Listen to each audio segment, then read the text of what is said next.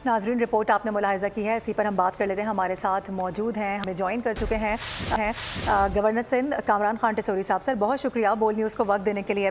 Sir, यकीनी तौर पर अभी आप टेलीफोन लाइन पर थे, आपने देखा होगा, सुना होगा कि किस तरह से ये हादसात रूनुमा हो रहे हैं। हमने दोपहर में सदर ऑल पाकिस्तान ट्रांसपोर्ट एसोसिएशन से भी बात की। वो तो कह रहे हैं कि यहाँ पर जो ट्रैफिक का निज़ाम है वो रोड्स की वजह से ख़राब है, लेकिन मैं आपको याद दिला दूँ कि गुज़िश्ता रात जो अफसोसनाक वाक़या पेश आया है उसकी वजह ये बताई जा रही है कि यहाँ जो ब्रिजेज़ हैं उस पर लाइट नहीं है, लोगों को रात के अंधेरे में नजर नहीं आता और ऐसे हादसात रूनुमा होते हैं। जी, बिस्मिल्लाहिर्रहमानिर्रहीम। बिल्कुल आपने ठीक कहा कि हालात कुछ इसी तरह के हैं, लेकिन मेरा ये मानना है कि यहाँ के जो रहने वाले लोग हैं, जो कराची में कारोबार कर रहे हैं, मुलाजमतें कर रहे हैं और बीमारी दुखी में अपने घर से निकलते हैं, और जब उनके साथ ऐसे हादसात हो जाते हैं तो उनकी जो फैमिलीज़ हैं उनकी अगर आप ज़िंदगी पे गौर करें, जैसे एक खातून का जो 35 साला बेटा डंपर के आगे आके कुचल दिया गया, वो अपनी माँ का वाहिद सहारा था और बचपन में ही उसके वालिद का इंतकाल हो गया था। मतलब माँ का अकलौता वारिस जिसने उसे 30 साल पाल पोस कर बड़ा किया, और वो फिर एक रात उसकी लाश उसके घर पहुंची। इसी तरह 2 साला बच्ची हो, इसी तरह जो लोग मोटरसाइकिलों पे जा रहे होते हैं, गाड़ियों में जा रहे होते हैं, तो ये जो मौत लेके रोडों पर घूमने वाले डंपर्स हैं, इनके कवानीन वज़ा होने चाहिए, इनकी टाइमिंग वज़ा होनी चाहिए। ये नहीं हो सकता कि आप बिला रोक टोक रोडों पर मौत लेकर घूमते रहें और लोगों को उन डंपर्स के नीचे कुचलते रहें। मैंने इस पर कल भी बात की थी, आज भी आपके चैनल पर मैं ये वाजे कर दूं कि ऐसा अब नहीं चलेगा। इससे पहले कि ऐसा एक्शन लिया जाए कि फिर ये हड़तालों की तरफ जाएं और फिर बैठकर ये बातें करें, मैं आपके चैनल के तवज्जुह से तमाम डंपर मालकान को ये हिदायत दे रहा हूं, उनको बता रहा हूं कि अपने ड्राइवर्स को कानून की पासदारी सिखाएं, टाइमिंग की पासदारी सिखाएं, कोर्टों से ऑर्डर्स मौजूद हैं उसको इम्प्लीमेंट कराएं, वरना फिर तैयार रहे जेल जाने के लिए, तैयार रहें ऐसी सजा के लिए जो कि एक माँ के दिल की आह हो, एक माँ के दिल की आवाज हो कि उसके लाल को कैसे इन डंपरों के नीचे कुचल दिया गया है। कामरान साहब, आप क्या समझते हैं क्या सजाएं होंगी? क्योंकि हम ये देखते हैं कि बार बार डंपर ड्राइवर्स जो होते हैं उनको गिरफ्तार किया जाता है। इवन सर्वे के मुताबिक एक डंपर ड्राइवर पर 3 केसेस भी हैं। तो ऐसी कौन सी सजाएं होंगी जिससे इबरत का निशान बनाया जाए, किसी माँ के लाल को सरेआम रोडों पे खड़े करके फिर या तो कोड़ों की सजा दी जाए, ताकि अवाम भी देखे। लेकिन हम इस हद तक नहीं जाना चाहते। हम चाहते हैं कि कानून की पासदारी सब करें और कानून पर अमल दरामद सब करें। और जहां तक आपने बात की कि जो ब्रिजेस हैं उन पे लाइट्स नहीं है, लाइट अगर लगी हुई हैं तो उनकी सप्लाई नहीं है, इन सब चीजों को भी ठीक करने की जरूरत है, क्योंकि ये मुनासिब नहीं है।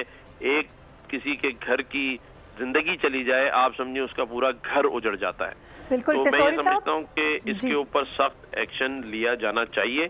मैं आईजी सिंध से भी बात कर रहा हूँ, मैं डीआईजी ट्रैफिक से भी बात कर रहा हूँ, और मैं सिंध हुकूमत को भी खत लिखूंगा और ये कहूंगा कि आप इन तमाम कवानीन पर अमल कराएं और जिम्मेदारों को करार वाकई सजा भी दिलवाएं।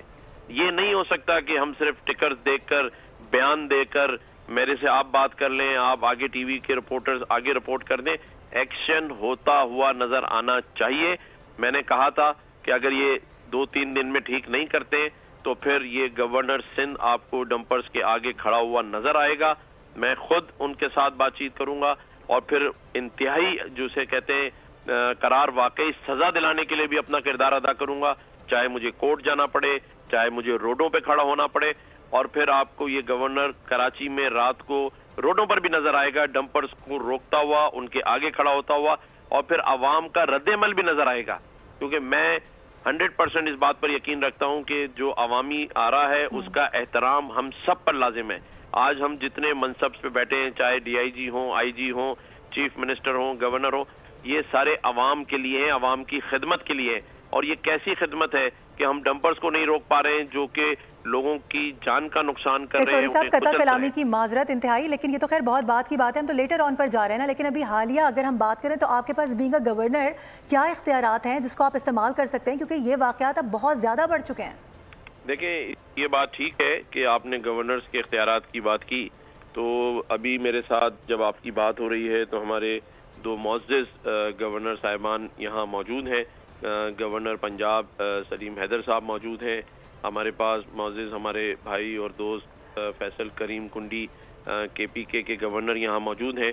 اور آپ کو میں یہ بریکنگ نیوز بھی دے دوں کہ آج ہی ہماری میٹنگ میں یہ فیصلہ ہوا ہے کہ ہم یہ گورنر کانفرنس جو ہے وہ 7 جنوری کو یہاں کراچی گورنر ہاؤس میں رکھ رہے ہیں.